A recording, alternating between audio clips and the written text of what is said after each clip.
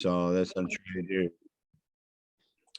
But Well, I've all right. hired so many lately, I'm out of everything.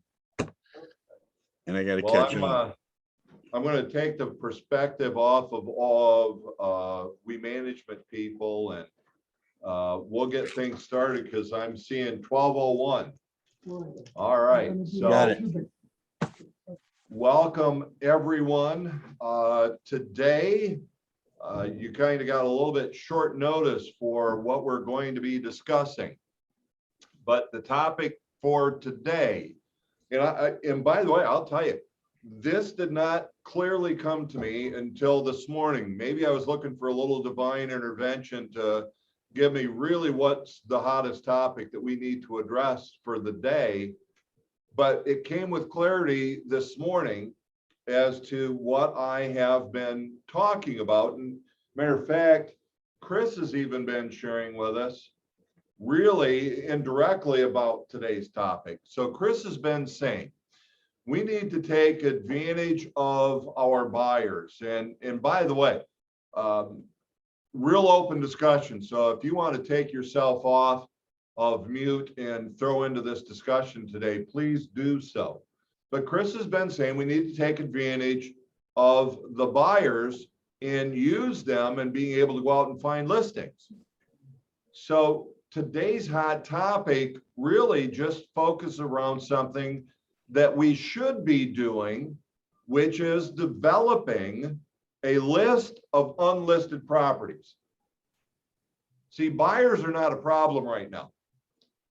Virtually all of us have buyers. Problem we've got is we don't have listings. And if we're practicing real estate the way that I'm going to say most of us always have, then we get the buyer, we do a search, the buyer looks through the searches and the homes that meet the descriptions, and they do their online searches, waiting for homes to come onto the market. The problem is in today's market, where we have a less than 1 month supply of inventory, the problem becomes this.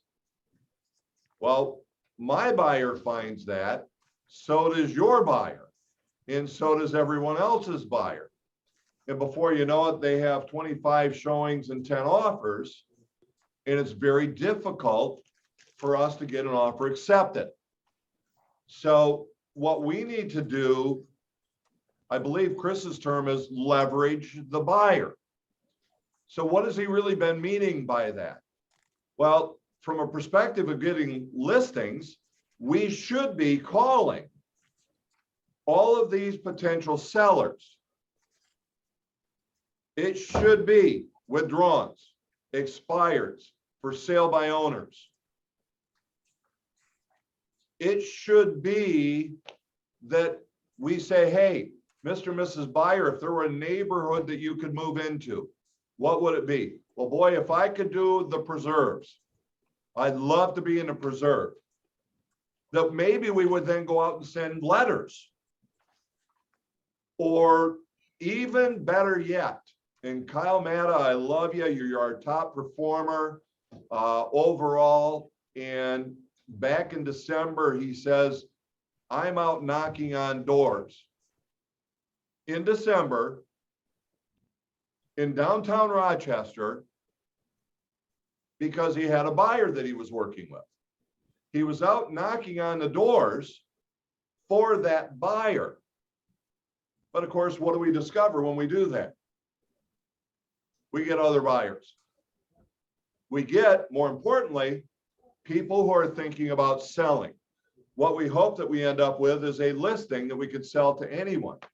But if we're out there knocking on the doors for that buyer whom we represent, if we're out and we are knocking on doors for that buyer, if we're sending letters for that buyer, if we're calling for sale by owners on behalf of that buyer, we'll get listings. But the good news is when we find one and that buyer would actually like that property, what's the benefit to the buyer? No competition.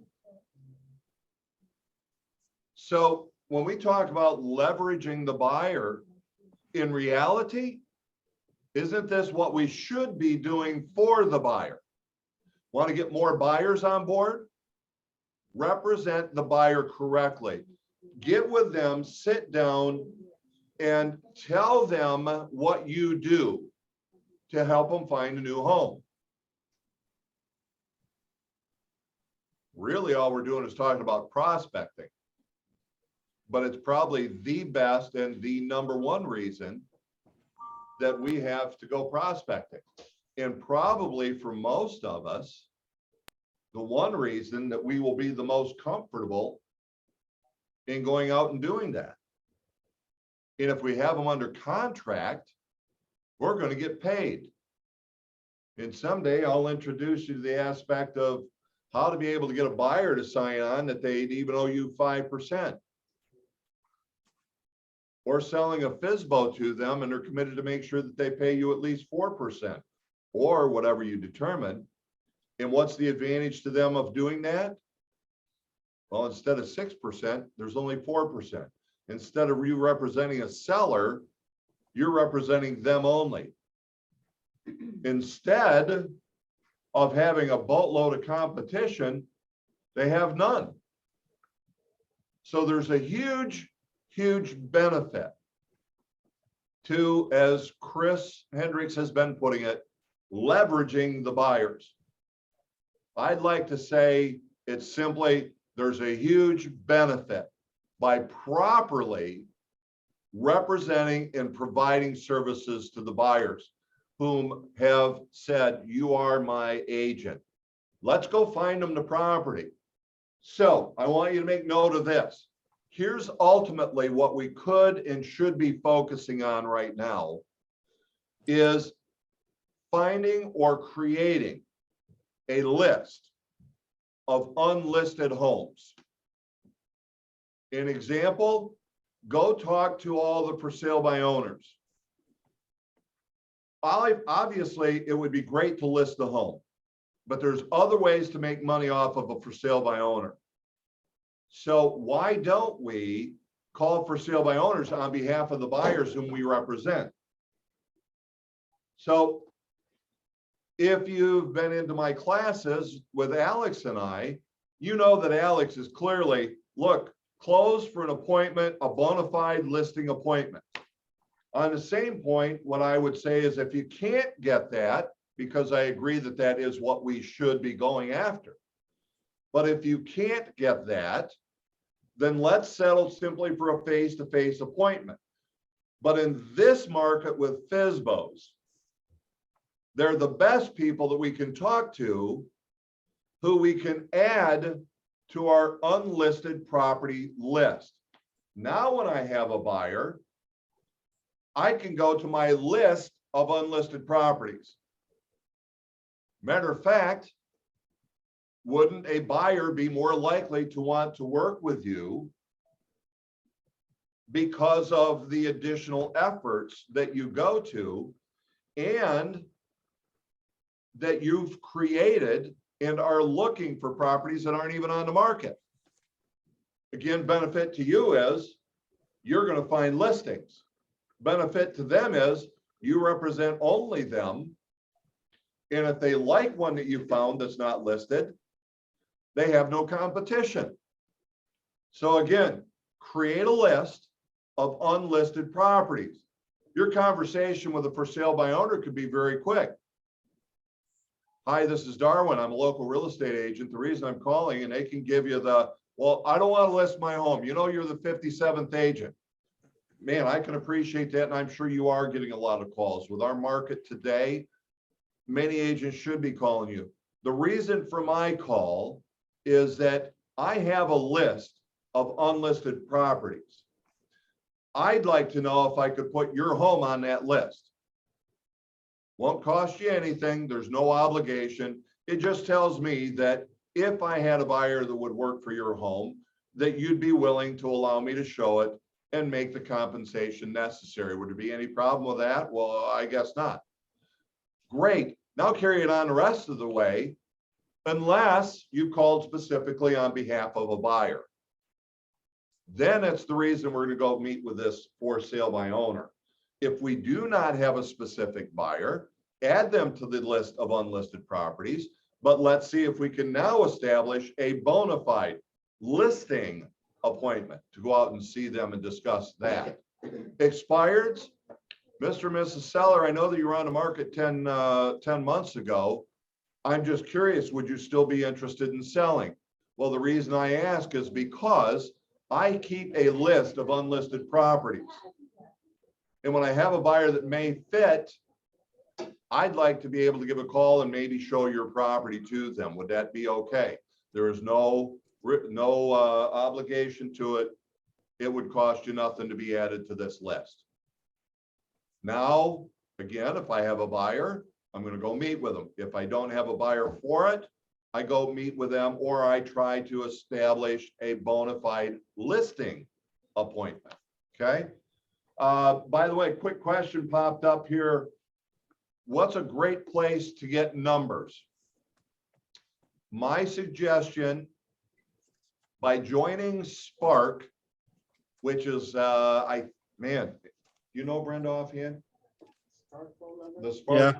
So here's what I can tell you. I believe it's less than $90. I can be virtually positive of that. But Spark gives you access to a number of things, but most importantly, it gives you access to Forewarn, F-O-R-E-W-A-R-N, Forewarn. And you can put all kinds of information into there, and it will give you all kinds of potential phone numbers.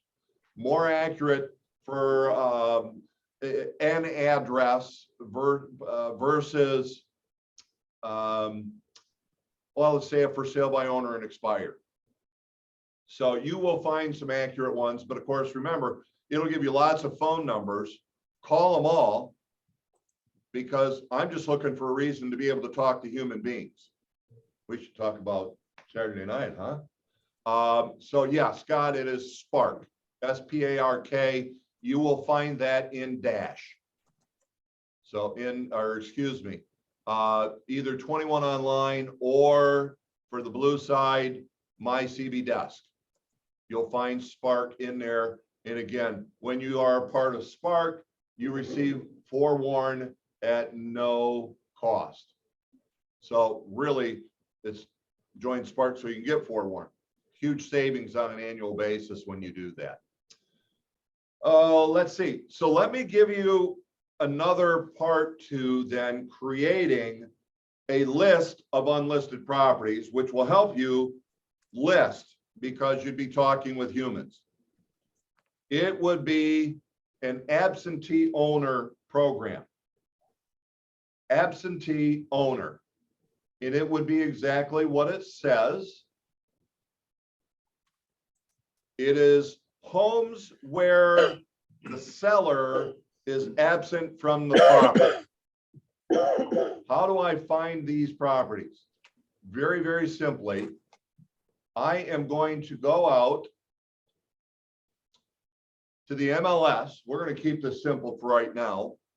I'm going to do a public record search, and maybe I want to look for a property. Again, we'll just use the preserves.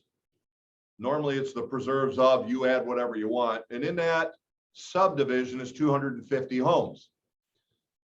I pull up that subdivision, and then I open each property and I simply look for the tax bill being sent to a different address from the property address.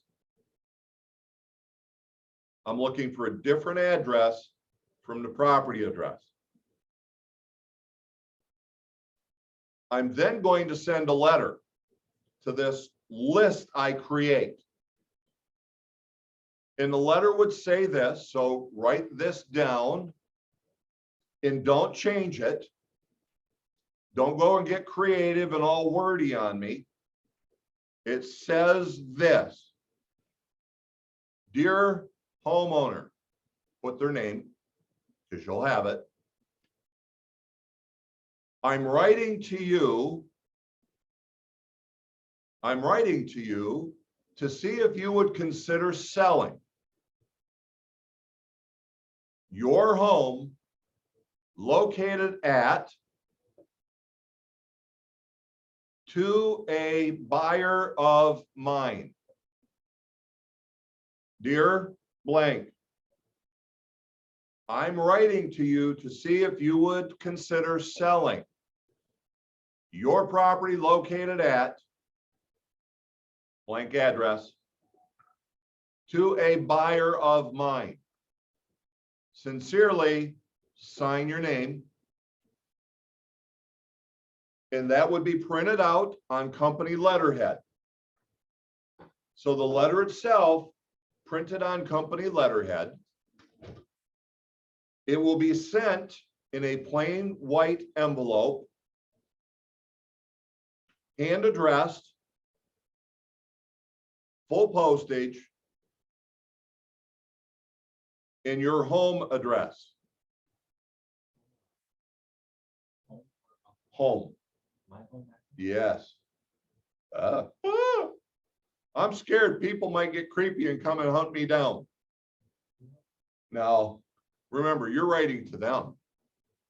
So unless if you happen to be, you caught the freak that's just looking for a reason to go out and hurt somebody, you're fine.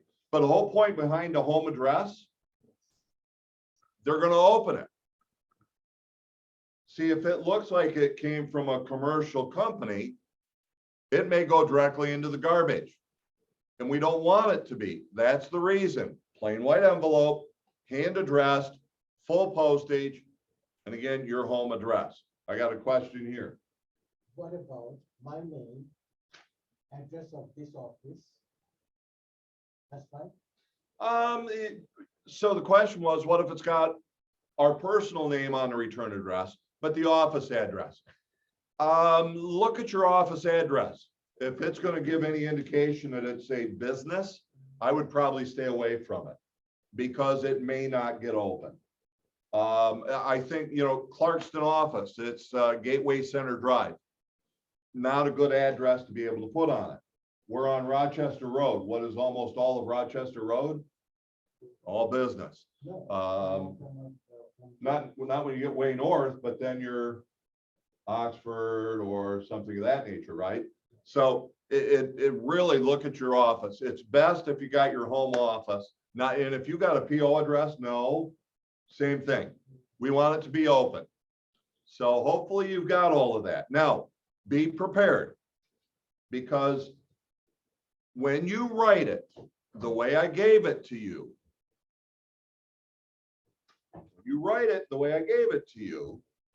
people will call. They may not call immediately. It may take a week or two. As a matter of fact, we did this assignment a couple of weeks ago, and Joseph White here in the Troy office just got a call back from someone. And so that was about 2 or 3 weeks ago that the gentleman received the letter, but it took him 2 to 3 weeks. It might take 6 months. It might take 11 months, because remember, if it's absentee owner, they may have a tenant in the property and they just signed or extended a new lease, and it's going to go for 11 or 12 months yet, but they'll hold on to that letter and they will call you as that time period approaches. So if you decide to do this program, my recommendation would be to do about 10 a week. Do whatever you can handle, doing it the way I've described it. If it's 10 a week, do that for 6 months. 10 a week for 6 months. Go back to the beginning and start sending them all over again to the same people. Commit to this for 1 year. If you won't commit for 1 year, don't do it. You will get calls, and a call will be something like this. It might be, hey, Larry, this is Darwin. I just got your letter. So I see you've got a buyer for my property over at Old Cove. And what does Larry do? What? I didn't say I have a buyer for your property. Is that the way they'll read it? Yes. It's written that way for a reason, but be prepared. So you apologize. So Larry would say to me, he says, well, Darwin, I apologize. Listen, really, what I was saying is you know, I have a marketing program that provides a continuous flow of buyers. You guys have heard me use this verbiage before. And we have a marketing program which provides a continuous flow of buyers. And of course, then we can share about this market. And as you know, in this market, we are short on inventory. So I'm creating a list of unlisted properties, and I'm wondering if I can put your home on it. That's your opening to now begin doing what you should be able to do as a listing and prospecting agent. It's simply doing something that will get people to call us, and there's a minor investment that you have to make. But be prepared, because the call typically will be, "Hi, Scott, I just got your letter and I see that you got a buyer for the property I have over on." Now, there's a quick, simple answer, by the way, to that also. I haven't seen the house yet, right? Well, I apologize. First, I sent a few of those letters out last week. Which home is yours? Oh, so you're Mr. Because you got your list, you can identify it quickly. So it might be, so you're Mr. Brzez. Great, yeah. Well, let me explain what I've got. Right now, we have a current program, a marketing program provides us continuous flow of buyers. We have a market where we have a less than a 1 month supply of inventory, when 3 to 4 plus is the ordinary. So we're in real need to be able to find people who would sell. So I'm creating a list of unlisted property. I'd like to add this to it. Can I do that? There's no cost, no obligation to you. So hopefully that all makes sense. Did we get your question too, McCown? All right. I'm going to look in the chat room here and see what has come up. So we talked about the best source, Spark, which is forewarn. Yes, thank you, John, for that reminder. I will tell you that there is a very simple way of identifying absentee owners. And the program is called HomeSnap. And if you have RealComp access, you have HomeSnap. And you can actually search easily for homes which have absentee owners. And that is done through HomeSnap. And I haven't seen Bob pop up on here, but I'm going to throw it to Bob DeVore. If you decide to embrace the aspect of, as Chris puts it, leveraging the buyer, as I'm putting it, we need to be working correctly for our buyers. Therefore, we're going out looking for properties for them. And in 3, if you embrace the aspect of the absentee owner program, use HomeSnap and call Bob DeVore. Or when Bob's in the office, ask him if he can show you very quickly how to be able to find an absentee owner using HomeSnap. We did this for Troy, and what did we find absentee owners for Troy? Was it 3,500? I think almost 4,000. So there were 4,000 individuals that we found when we just did a search for absentee owners in Troy. You can imagine what it could be like in your area. So use HomeSnap. Bob would be able to show you very easily regarding that program how to do that. And Holly, we mentioned the aspect of I would not use the PO box. I think that's just even a bigger clue that says this is a commercial mailing and may go directly to the garbage. What's that? Trash. No, trash. That's the way it's put here by Sammy. Hey, Scott, just I'll call you out here for a second. You actually use the office address with Gateway. Have you got any calls back on it yet? No. Okay. Not saying that is the reason, but it's a potential reason. Would because they could recognize it as a commercial mailing. You might not have got some of them open. But again, I don't think we're going to get immediate responses most of the time. The more you send, the more likely you are to get an immediate response. But I can tell you from those that I've coached who have done this, and I think of Andy Smith way back at the Fenton location. Andy did this and then he stopped. And after about 6 months, he started getting people calling him and taking a few listings. Guess what Andy started doing again? He started sending out our absentee owner letters again. So he went through the 6 months, stopped because nothing happened. And this is the reason I'm saying commit to it for a year. Go through the list for 6 months. Go back to the beginning of the list, start sending the letters again. So that is hugely important to you. Let's see. Keyboard mishap. I like that. Absentee owners are better or send to everyone. Absentee owners are better, and here's the reason. They would have a higher likelihood to have a desire to sell. If you think about it, it's probably one of two things. One, obvious, they're an investor. And if I'm going to be able to turn around and make money, and you can show me how, I might sell now because I'll cash out, take that cash and go buy 2 more. And now I'm making money on more money using other people's money, but out of money that basically somebody else has given me. The other would be this.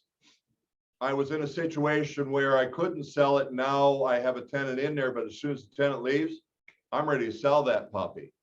So position yourself to be able to work with that individual. So I like absentee owners versus just taking a shotgun approach, but here's what we know. Send it to anybody. Who knows who you're going to hit? It's a real good way of doing it, but the time consumption and full postage, envelope, company letterhead, all of that kind of gets to the point to where it adds up. Let's see. Yeah, we were a little bit surprised also, Nancy, when we looked at that for Troy, but yep, that was the number. Let's see, Colleen. Oh, Caroline DeAndrea out of our Lapeer office. She has been doing this for buyers using this idea, and she's having great success. As a matter of fact, I believe at this point, she's actually eclipsed her total closed volume.